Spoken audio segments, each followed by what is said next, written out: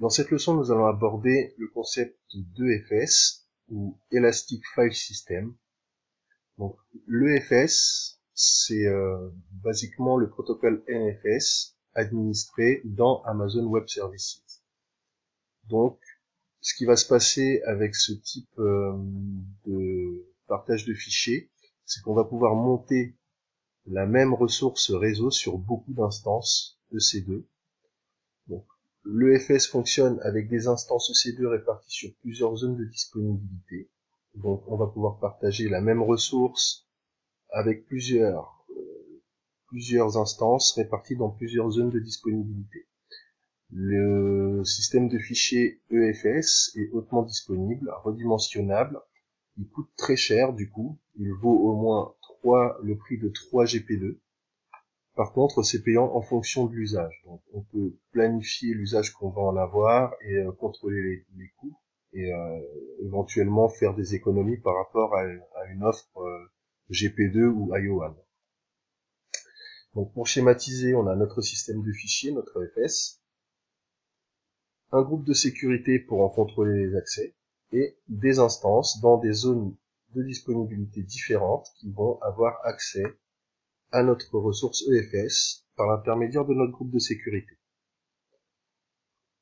Alors, les cas d'utilisation possibles des systèmes de fichiers EFS. Donc, si on a de la gestion de contenu, si on veut publier des sites web, faire du partage de données ou faire du blog, un WordPress ou un learning management quelconque, ce protocole utilise la norme, le standard NFS v4.1. Il utilise des groupes de sécurité pour contrôler l'accès à la ressource EFS, compatible avec les images basées sur des distributions Linux uniquement. Cela ne fonctionne pas sous Windows. Le chiffrement au repos est possible en utilisant la console KMS. Et donc, comme on l'a dit, il est basé sur les systèmes de fichiers POSIX, donc les systèmes Linux qui, eux, disposent d'une API standard pour la gestion des fichiers.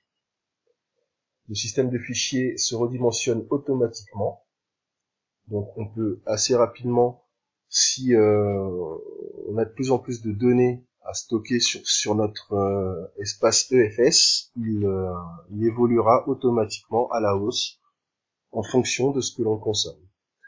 Effectivement, le paiement se fait à l'usage et donc on peut travailler sans planification sur ce type de système de fichiers puisque finalement il n'y a pas réellement de limite. Les EFS peuvent prendre plusieurs configurations. On va avoir le dimensionnement EFS, donc ça va nous permettre de pouvoir encaisser de très grosses charges en multipliant, en ayant un système de fichiers qui soit robuste et tolérant aux connexions.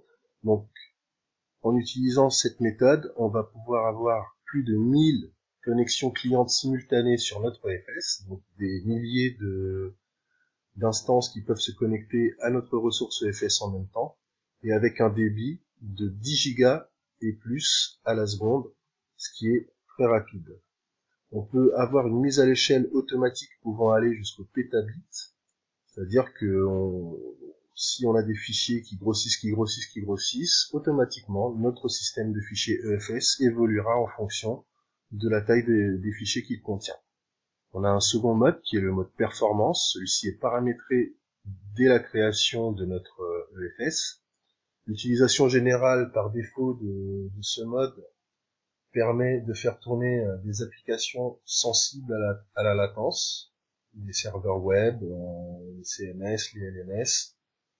Et du coup, ce mode nous permet d'avoir un maximum d'IOPS pour avoir une meilleure latence, un meilleur débit, un parallélisme élevé également. Et donc du coup, on pourra faire du traitement big data ou du traitement multimédia sur de très très gros fichiers par exemple. Les niveaux de stockage, c'est une fonctionnalité de la gestion du cycle de vie. On va pouvoir définir que si l'on a des fichiers qui sont fréquemment consultés, ils vont être sur un premier niveau, le niveau standard. Et donc, à ce niveau-là, on aura un coût à l'usage de l'EFS qui sera normal dans des conditions normales.